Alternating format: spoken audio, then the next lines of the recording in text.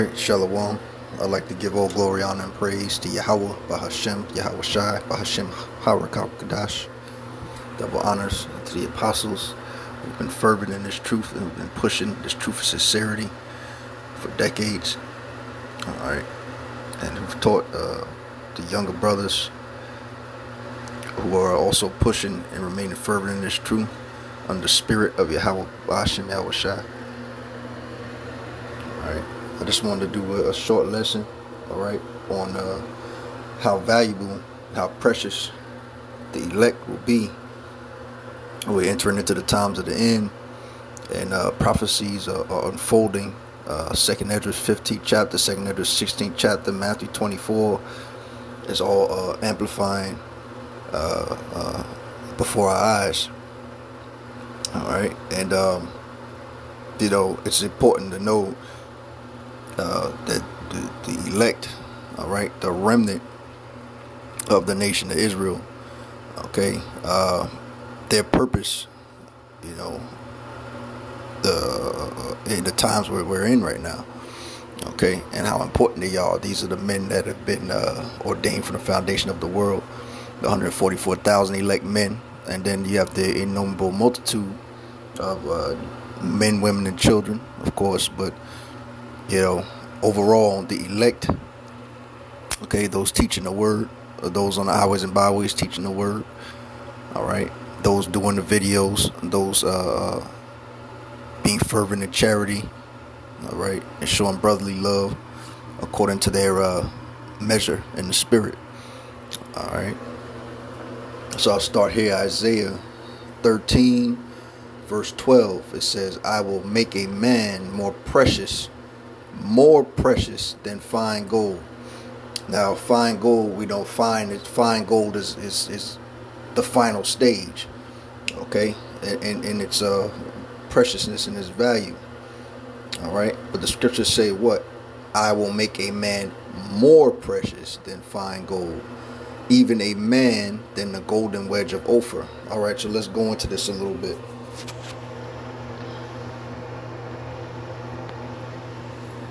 Right.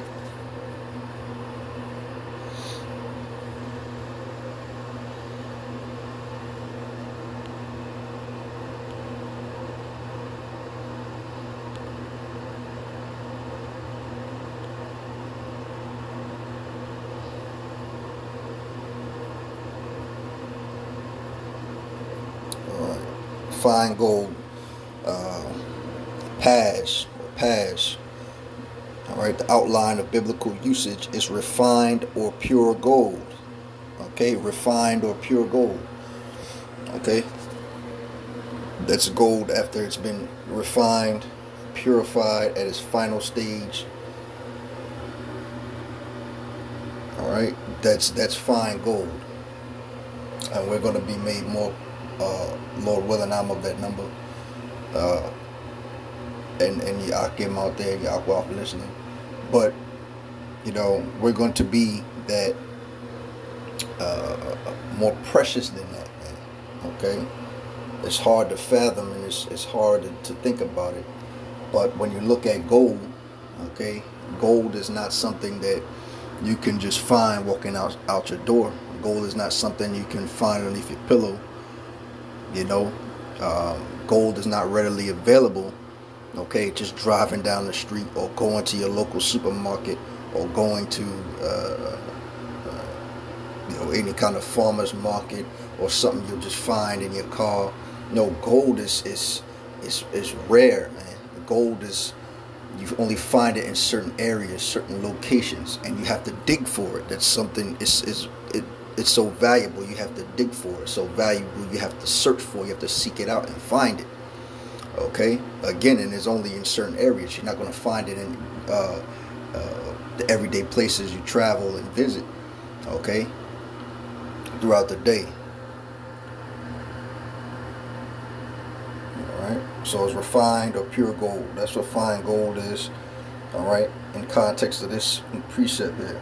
Even a man than the golden wedge of Ophir. Alright?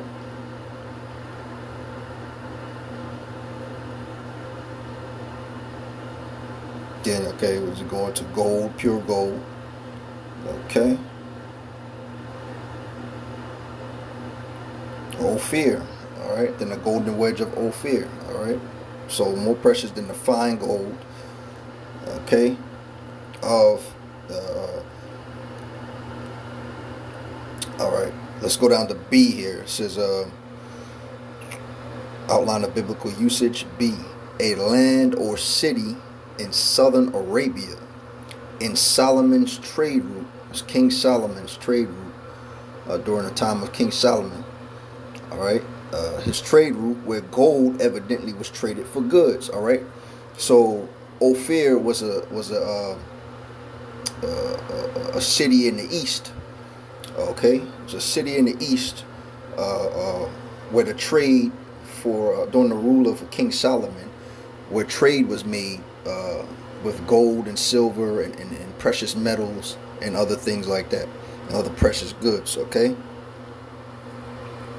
so the gold that was traded, okay, in the city of Ophir, okay, it's fine and precious gold. Okay, we're going to be more valuable than that, man. Okay, more valuable than the gold that was traded throughout the region of Ophir. All right. Before I go any further, I'm gonna pull that up real quick,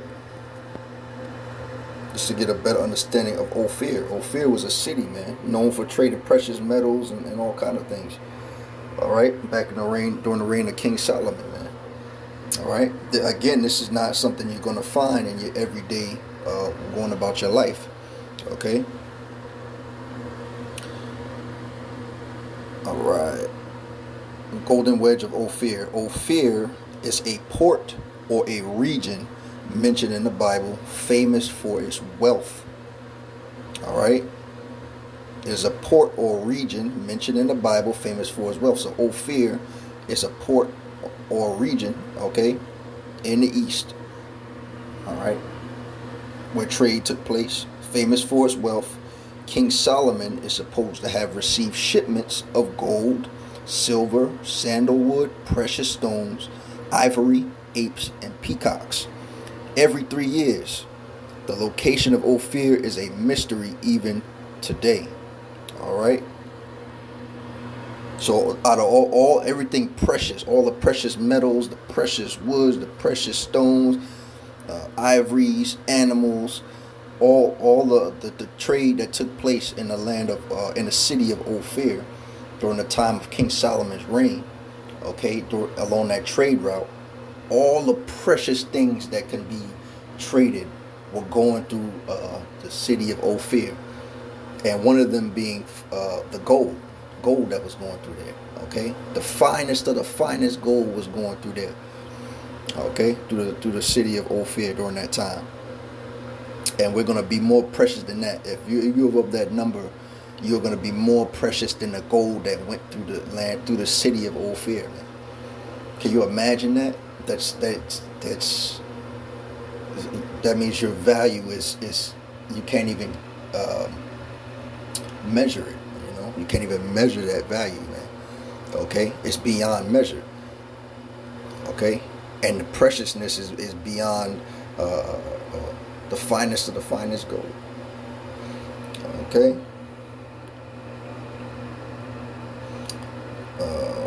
I just scroll down again. Wikipedia, Ophir. It says Ophir is a port or region mentioned in the Bible, famous for its wealth. King Solomon received a cargo from Ophir every 3 years. Okay. But the point being is the gold, the finest of the finest gold, was going through the city of Ophir at that time, and the elect are likened unto that. Okay, the elect are likened unto a gold finer than that, more precious than that. Okay.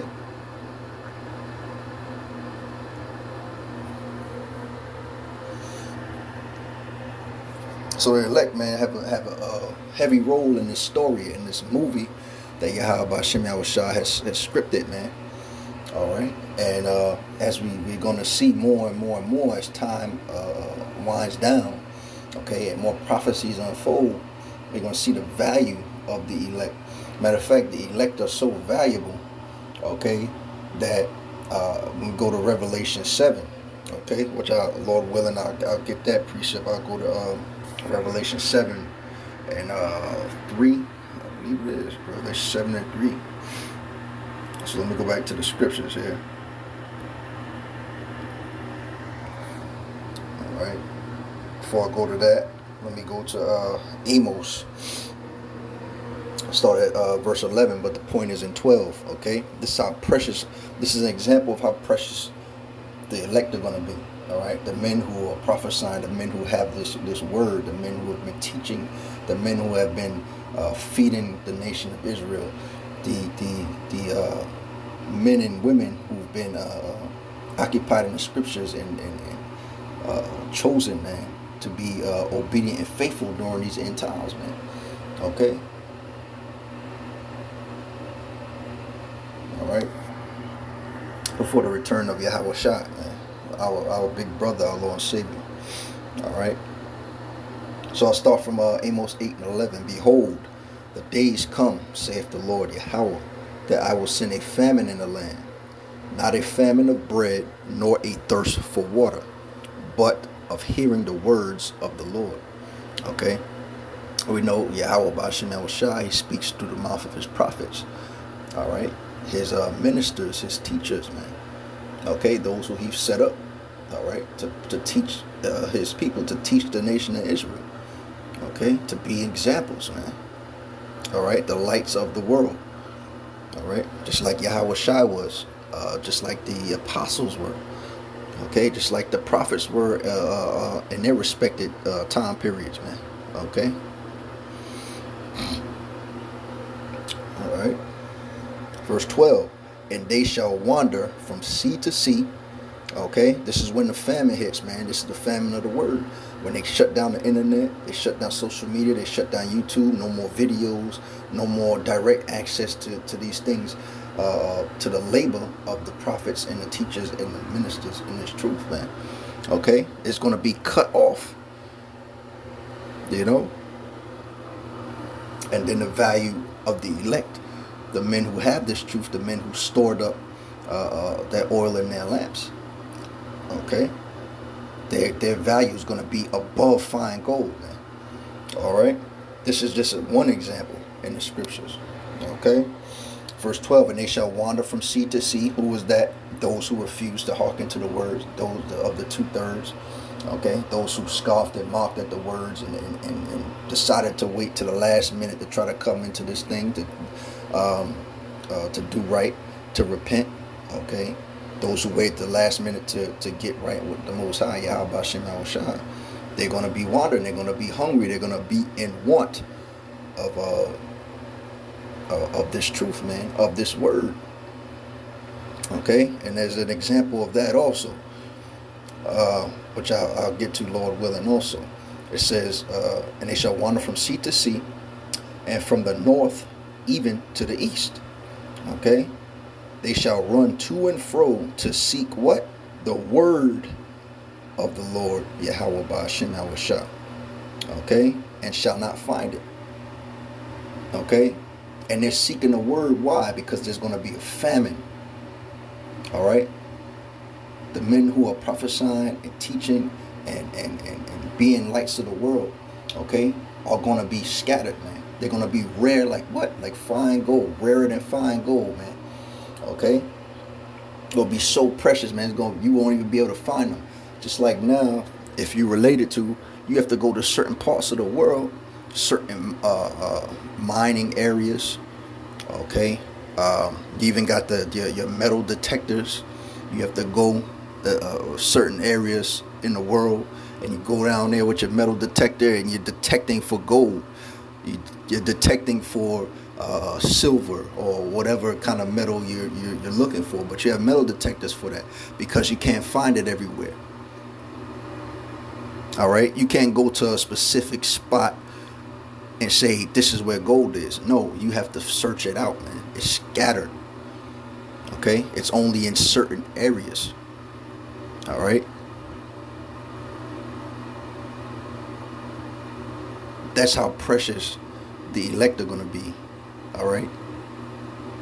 And we're getting there, because time is winding down with these riots and with the prophecy kicking off. All right. A lot of people are going to start eating judgment, man. Okay. But the elect will be more precious, and the elect are going to be highly sought after. Okay. Just like gold is sought after, but you got it. But it's only found in certain areas. Okay. So call halal Yahweh B'Shem Yahushua B'Shem Harakakodash. He's going to move his elect and scatter his elect, and they're going to be so precious, all right, that it's going to be like trying to find gold. Okay, this is all part of the plan of Yahweh B'Shem Yahushua. Okay, they shall run to and fro to seek the word. The word comes from what? From the mouth of the prophets, the teachers, the disciples, the ministers, man, of this truth. Okay. The word of the Lord Yahweh, and shall not find it, and he won't find it, man. Okay. Just like you could say, I'm gonna go over here and try to find this gold, but chances are you won't find it. You have to know an area or a certain region to go to find gold. You can't just say I'm gonna go here and find gold. The same way during the, when the famine of the word hits, okay, the men of the Lord will be more precious to find gold, and they'll have this truth on them. Okay, so there's a parable for that, and I'm gonna grab it real quick.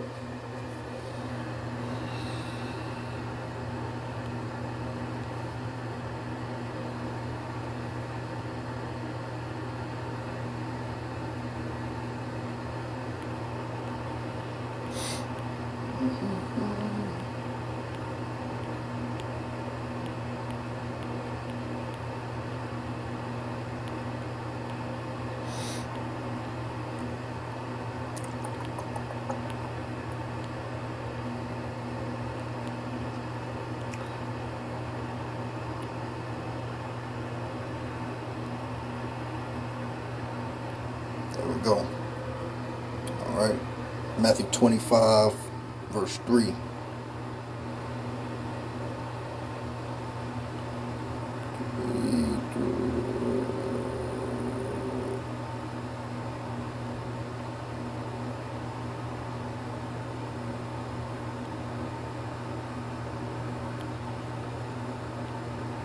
All right, we'll go 3 through 10.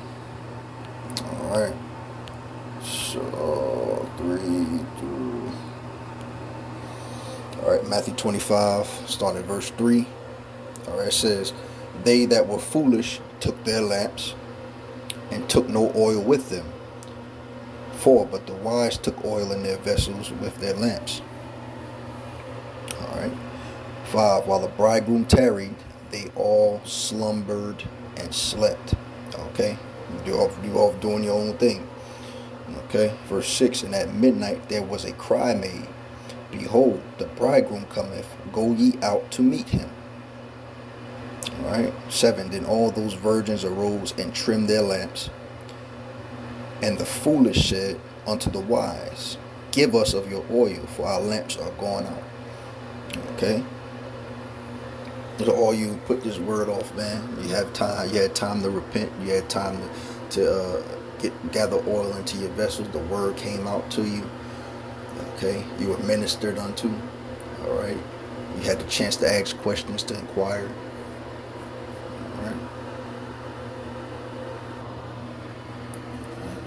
Salakia. All right, and you had the chance to inquire. Okay, about the word, to ask your questions, to get right. All right, to pray, to get closer to Yahweh B'Shem Yahushua. And you chose to go back into the world. You chose to continue to live worldly. All right, you didn't hearken unto the warnings. All right, you didn't hearken unto the prophets out there on the highways and byways.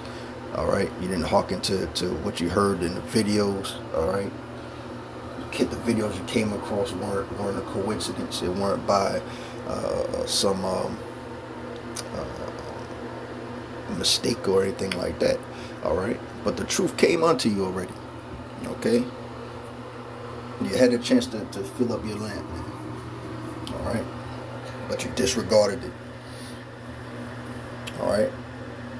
In verse 9, but the wise answered. All right. The wise are the ones who did hearken. But the wise answered, saying, not so, lest there be not enough for us.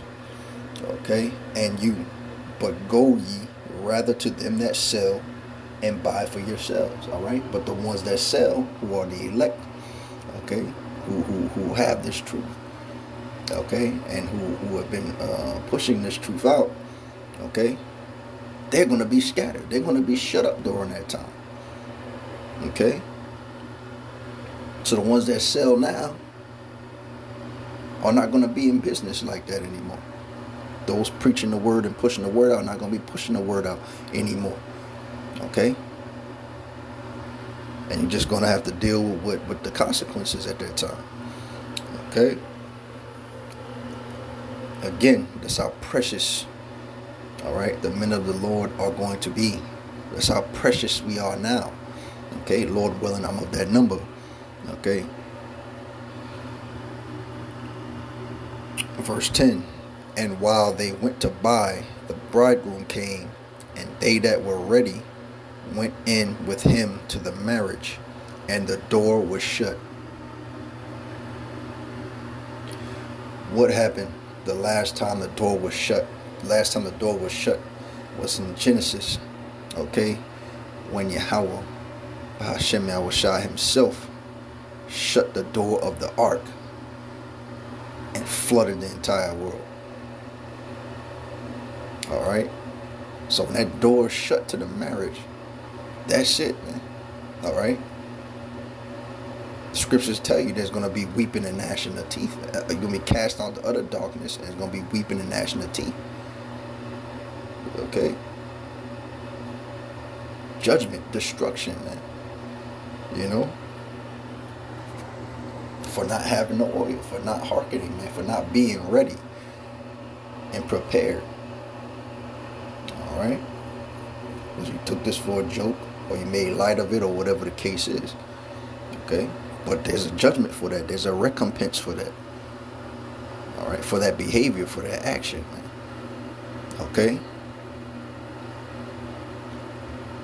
So whoever this is for, you know, you have a chance still to repent and try to get back right, man, and get on track. Okay. And if you're new to this truth, man, continue on. All right. Take heed to the warnings in the scriptures, man. All right. And get that oil in your lamp. Okay.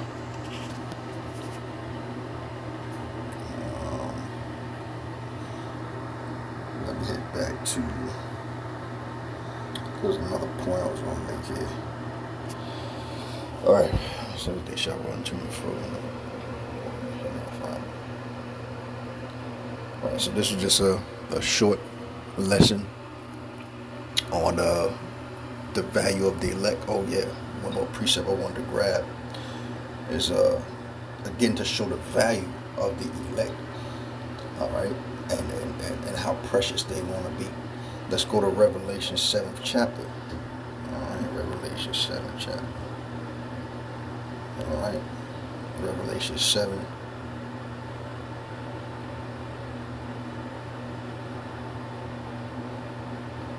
Revelation 7 verse 3 and 4. All right. Revelation 7 verse 3 and 4. It says, saying, hurt not the earth, neither the sea, nor the trees, till we have sealed the servants of our power in their foreheads. Okay? So utter destruction is being held back until the elect are sealed. Those elect men who are chosen to prophesy, chosen to teach, man, chosen to push this word and to live, all right, to be that light, to be that example to the world, man. The elect is what it's all about. Okay, that's how precious they are. That's how precious we are in the sight of Yahweh Hashem Yahushua. Okay, that all hell breaking loose, all destruction is being held back until that elect is finally sealed up, man. Okay. And let's read on verse number 4. It says, and I heard the number of them which were sealed, and there were sealed 144,000. That's who this precept is talking about here, man. All right. In context, it's talking about the elect.